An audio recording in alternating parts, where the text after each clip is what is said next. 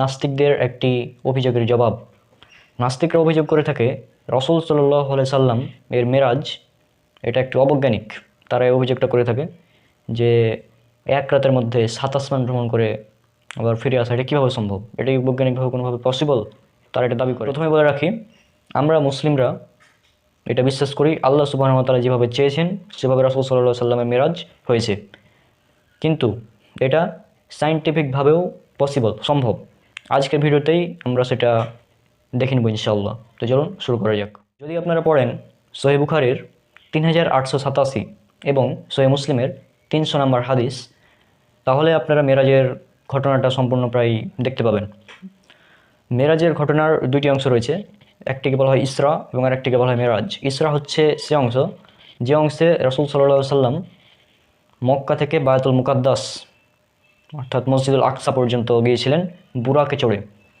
এখানে উল্লেখ্য যে বুরাক, হাদিসে উল্লেখ করা আছে বুরাক হচ্ছে খচ্চরের চেয়ে ছোট কিন্তু গাধার চেয়ে বড়, কিন্তু কখনোই এটা বলা হয়নি যে বুরাকের একটি ডানা ছিল, সে উঠতে পারতো। এই ধরনের কথা হাদিসে নাই। এমন কোনো হাদিস নাই যেখানে বলা হচ্ছে বুরাকের ডানা ছিল এবং সে উঠতে পারতো। এবং হাদিসে এটা বলা নাই যে রাসূল সাল্লাল্লাহু আলাইহি সাল্লাম বুরাকে চড়ে আসমান ভ্রমণ করেছেন, এই কথা কিন্তু বলা নাই। হাদিসে বলা আছে রাসূল সাল্লাল্লাহু আলাইহি সাল্লাম বায়তুল মুকাদ্দাস পর্যন্ত যে সফর, মক্কা থেকে বায়তুল মুকাদ্দাস মসজিদুল আকসা পর্যন্ত যে ভ্রমণ, এই 1400 থেকে 1600 কিলোমিটার প্রায়, এই ভ্রমণটা তিনি করেছিলেন বুরাকে চড়ে। আর বুরাকের যে গতির সম্পর্কে হাদিসে কথা উল্লেখ আছে, বুরাকের যে গতি, একজন মানুষের দৃষ্টিশক্তি যতদূর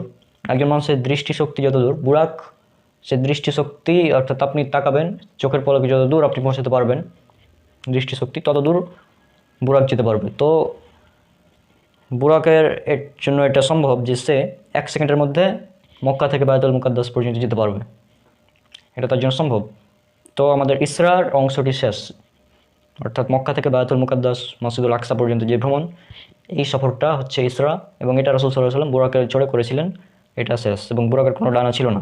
এবং অনেক নাস্তিক এবং ইসলাম বিদ্বেষী তারা এই অভিযোগ করে থাকে রাসূল সাল্লাল্লাহু আলাইহি সাল্লাম উড়ন্ত ঘোড়াতে করে চড়ে আসমান ভ্রমণ করেছেন, এটা সম্পূর্ণ মিথ্যা। এই ধরনের কোনো কথা হাদিসে উল্লেখ নেই। এরপর দ্বিতীয় অংশ অর্থাৎ মেরাজ যেটা, সেটা হচ্ছে রাসূল সাল্লাল্লাহু আলাইহি সাল্লাম বায়তুল মুকাদ্দাস থেকে আসমান ভ্রমণ করেছিলেন জিবরাইল আলাইহিস সালামের সাথে। জিবরাইল আলাইহিস সালামের সাথে ভ্রমণ করেছিলেন। এই ভ্রমণটা কিভাবে হয়েছিল সেটা আল্লাহ সুবহানাহু ওয়া তাআলা ভালো জানেন, এবং আমরা মুসলিমরা বিশ্বাস করি যেটা আল্লাহ সুবহানাহু ওয়া তাআলা বলেছেন। আমাদের কোনো সায়েন্টিফিক ব্যাখ্যার প্রয়োজন নাই। তবে যেসব মানুষ বিজ্ঞানকেই একদম মানদণ্ড মনে করে, তাদের জন্য আজকের ভিডিওটি গুরুত্বপূর্ণ। তো এবার আমি সায়েন্টিফিকভাবে প্রমাণ করে দেবো যে এটা সম্ভব। রাসূল সাল্লাল্লাহু আলাইহি সাল্লাম যে 1 রাতের মধ্যে 7 আসমান ভ্রমণ করে আবার ফিরে এসেছেন, এটা সায়েন্টিফিকভাবেই পসিবল। কীভাবে? জিবরাইল আলাইহিস সালাম তিনি একজন ফেরেশতা। আর ফেরেশতা কিসের তৈরি? ফেরেশতা হচ্ছে নূরের তৈরি। যদি আপনারা পড়েন সহিহ মুসলিমের 7385 নম্বর হাদিস, যেখানে রাসূল সাল্লাল্লাহু আলাইহি সাল্লাম বলছেন ফেরেশতাদের তৈরি করা হয়েছে নূর দ্বারা। সুতরাং ফেরেশতা হচ্ছে নূরের তৈরি, আর নূর অর্থাৎ আলো, লাইট। আর আমরা জানি, আমাদের সায়েন্স আমাদের বলে যে আলো 1 সেকেন্ডে 3 লক্ষ কিলোমিটার ভ্রমণ করতে পারে। আলো 1 সেকেন্ডে 3 লক্ষ কিলোমিটার ভ্রমণ করতে পারে। তাহলে ফেরেশতার জন্য এটা সম্ভব যে সে রাসূল সাল্লাল্লাহু আলাইহি সাল্লামকে নিয়ে 1 সেকেন্ডে 3 লক্ষ কিলোমিটার করে ভ্রমণ করতে পারতো। এটা ফেরেশতার জন্য সম্ভব, কোনো ব্যাপারই না, তাই না? এবং আর একটা বিষয়, আলবার্ট আইনস্টাইনের থিওরি থেকে আমরা জানতে পারি যে কেউ যখন আলোর গতিতে লাইটের স্পিডে ট্রাভেল করবে, তখন সময়টা তার জন্য স্থির হয়ে যাবে। অর্থাৎ কোনো ব্যক্তি যদি লাইট স্পিডে ভ্রমণ করে, টাইমটা তার জন্য একদম স্থির হয়ে যাবে, স্থির। তাহলে আমরা এখান থেকে বলতে পারি যে রাসূল সাল্লাল্লাহু আলাইহি সাল্লাম তিনি যখন পৃথিবী থেকে আসমানে ভ্রমণ করতে লাগলেন আলোর গতিতে, তখন সময়টা তার জন্য স্থির হয়ে গেল, একদম স্থির হয়ে গেল। আর যার ফলে তিনি 7 আসমান ভ্রমণ করে আবার ফিরে চলে এসেছেন, আবার সে টাইমই থেকে গেছে, আগের যে সময় ছিল সে সময় থেকে গেছে। অর্থাৎ 1 রাতের মধ্যে তিনি 7 আসমান ভ্রমণ করে এসেছেন, এবং এর কারণ হচ্ছে যে সময়টা তার কাছে স্থির হয়ে গেছিলো, কারণ তিনি তো লাইট স্পিডে ট্রাভেল করছেন জিবরাইল আলাইহিস সালামের সাথে। এটা হচ্ছে সায়েন্সের ব্যাখ্যা। তবে আমরা বিশ্বাস করি যে এটা আল্লাহ সুবহানাহু ওয়া তাআলাই জানেন মূল ঘটনাটা কী, কারণ আল্লাহ সুবহানাহু ওয়া তাআলা চাইলে সবই সম্ভব। আমরা শুধু নাস্তিক এবং ইসলাম বিদ্বেষীদের একটি অভিযোগের জবাবটা দেওয়ার চেষ্টা করছি। তাহলে আমরা দেখলাম আইনস্টাইনের থিওরি থেকে এটা সম্ভব যে একজন ব্যক্তি লাইট স্পিডে যদি ট্রাভেল করে তাহলে সময়টা তার জন্য একদম স্থির হয়ে যাবে। এখানে আর একটা বিষয় যে মহাবিশ্বের সব জায়গায় কিন্তু সময় একই রকম নয়। আপনি যদি বুধ গ্রহে যান, আপনি বুধ গ্রহে গিয়ে 59 দিন থেকে আসবেন, পৃথিবীর একদিন হবে। আবার যদি আপনি শুক্র গ্রহে চলে যান, শুক্র গ্রহে আপনি গিয়ে 243 দিন থেকে আসবেন, পৃথিবীর মাত্র একদিন হবে। তাহলে আবার যদি আপনি বৃহস্পতি গ্রহে চলে যান, সেখানে 9 ঘন্টা 50 মিনিট একদিন হয়ে যায় বৃহস্পতি গ্রহতে। আবার মঙ্গল গ্রহতে 24 ঘন্টা 37 মিনিট 4 সেকেন্ডে একদিন হয়।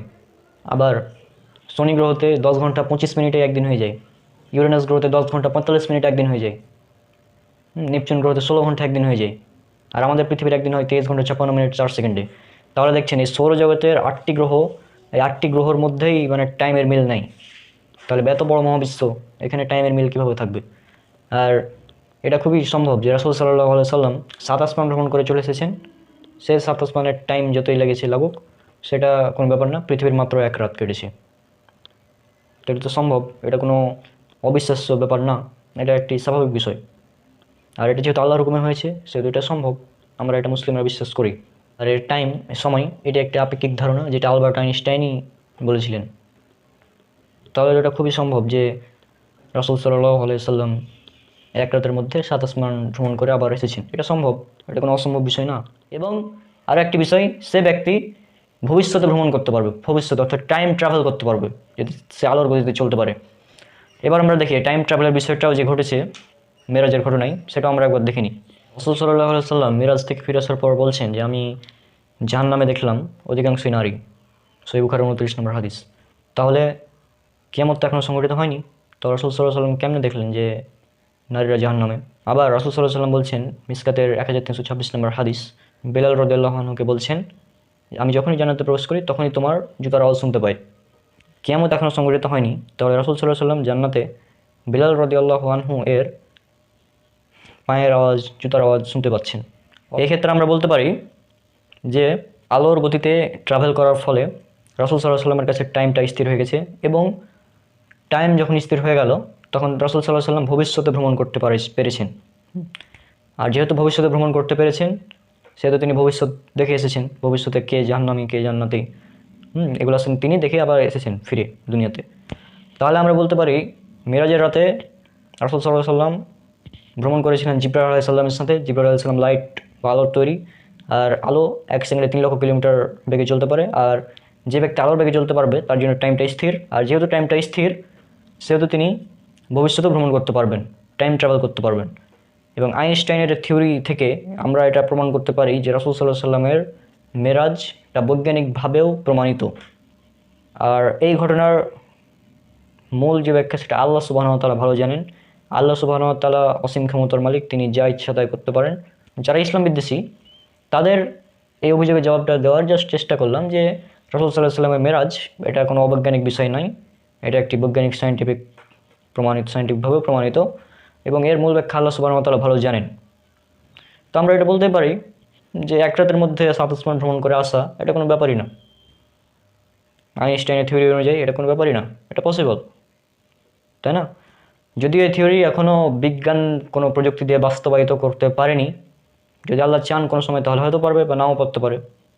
তবে তিনি রাসূল সাল্লাল্লাহু আলাইহি সাল্লামকে মেরাজে ভ্রমণ করিয়েছিলেন 1 রাতের মধ্যে, 7 আসমান ভ্রমণ করিয়ে জান্নাত জাহান্নাম দেখিয়ে আবার পৃথিবীতে ফিরিয়ে নিয়ে এসেছিলেন। এটা আল্লাহ করেছিলেন, আল্লাহর হুকুমে হয়েছিল। তবে এটার সায়েন্টিফিক ব্যাখ্যা আজকে যেটা দিলাম এটা। আশা করি আমি আপনাদের বিষয়টা বোঝাতে পেরেছি যে আইনস্টাইনের থিওরি অফ রিলেটিভিটি, যে সময় স্থির হয়ে যাবে কোনো মানুষের কাছে যখন সে আলোর বেগে চলবে। আর ফেরেশতারা আলোর তৈরি, তো যেহেতু ফেরেশতারা আলোর তৈরি, তো ফেরেশতার সাথে যদি রাসূল সাল্লাল্লাহু আলাইহি সাল্লাম ভ্রমণ করেন তাহলে তো তিনি আলোর বেগেই চলবেন, তাই না? তো সেই হিসাবে এটা ইজি, খুবই সহজ, এটা খুবই স্বাভাবিক বিষয় যে একজন মানুষ আসমানে যাবে, 7 আসমান থেকে ফিরে আসবে, এটা খুবই একটি স্বাভাবিক বিষয়। আর রাসূল সাল্লাল্লাহু আলাইহি সাল্লামকে আল্লাহ তো নিজ হুকুমে করেছিলেন, এই জন্য এটা সম্ভব। একটা কথা বলি যে সব কিছুই আমাদের নিজের মস্তিষ্ক দিয়ে চিন্তা করলে হবে না।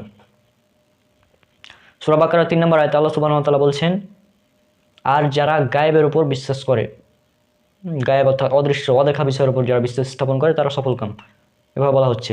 তো আমরা মুসলিমরা এই সব বিষয়ে বিশ্বাস করি, যে সব বিষয়ে গায়েবের বিষয়। এটা কিভাবে করেছেন এটা আল্লাহ ভালো জানেন, আমরা জানি না। আর যেহেতু এটা আল্লাহ সুবহানাহু ওয়া তাআলার হুকুমে হয়েছে, সেহেতু এটা সম্ভব, এটা আমরা মুসলিমরা বিশ্বাস করি। আর এটা সায়েন্টিফিকভাবেও প্রমাণিত, আজকে দিলাম থিওরি অফ রিলেটিভিটির মাধ্যমে।